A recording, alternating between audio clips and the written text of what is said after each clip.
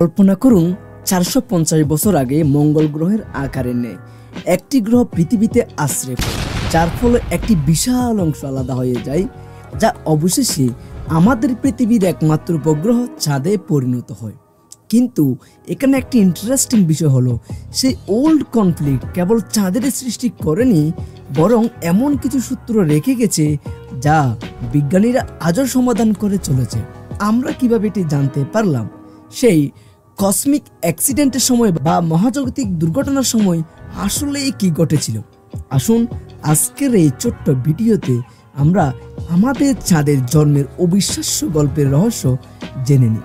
তার আগে বলি, আপনার একটি ফলো এবং সাবস্ক্রাইব আমাকে এগিয়ে নিয়ে যেতে সাহায্য করবে, তাই ফলো এবং সাবস্ক্রাইব করে আমার সাথে থাকবে। চলুন শুরু করা যাক। প্রায় 4.5 বিলিয়ন বছর আগে যখন পৃথিবী তৈরি হচ্ছিল, তখন আরেকটি প্রোটো গ্রহ ছিল। আমরা এর নাম দিয়েছিলাম থিয়া। এটি ছিল মঙ্গল গ্রহের আকারের ন্যায় একটি গ্রহ। সৌরজগৎ গঠনের প্রায় 10 কোটি বছর পরে এই গ্রহটি পৃথিবীর সাথে সংঘর্ষে লিপ্ত হয়।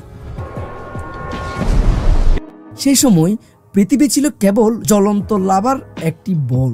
অলরেডি একটি বড় টুকরো ভেঙে বেরিয়ে আসে, যা চাঁদে পরিণত হয়, যার অর্থ এর মোট ভর আমাদের লোহা সমৃদ্ধ কেন্দ্রের ভরের প্রায় 30%। কিন্তু চাঁদের ক্ষেত্রে এটি মাত্র 1.6 থেকে 1.8।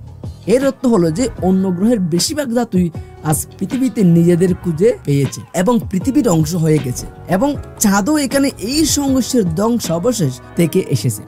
আপনি হয়তো ভাবতে পারেন, কিন্তু আমরা কিভাবে এই সব জানলাম? আসলে যখন নাসা প্রথম চাঁদে অ্যাপোলো মিশন পাঠিয়েছিল, তখন তারা তাদের সাথে প্রচুর চাঁদের মাটি নিয়ে এসেছিল। পাথরের অক্সিজেন, আইসোটোপ এবং অন্যান্য যেই উপাদানগুলি পাওয়া গেছে, তা পৃথিবীর পাথরে পাওয়া অক্সিজেন এবং অন্যান্য উপাদানগুলির সাথে খুবই মিল রয়েছে। চাঁদ আসলে পৃথিবীর একটি অংশ ছিল, কিন্তু এমনটি ছিল না যে পৃথিবী হঠাৎ একদিন ভেঙে যায় এবং তা থেকে চাঁদ বেরিয়ে আসে। পৃথিবীর অংশটি তখনই ভেঙে যায় যখন অন্য একটি গ্রহ খুব ভয়ানকভাবে এর সাথে সংঘর্ষ করে। স্ক্রিনে আপনারা দেখতে পাচ্ছেন এই বিষয়টিকে নিয়ে নাসা তাদের সুপার কম্পিউটার দিয়ে এই সিমুলেশনটি তৈরি করেছে। আশা করি চাঁদের জন্ম কিভাবে হয়েছে আপনারা তা জানতে পেরেছেন। হঠাৎ করে চাঁদ কোথা থেকে আসেনি, অতএব এসেছে সংঘর্ষের পর।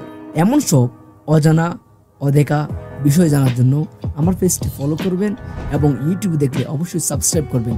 আপনার কারণেই আমি এগিয়ে যেতে পারি এবং আপনার নলেজ বুস্ট করতে পারি।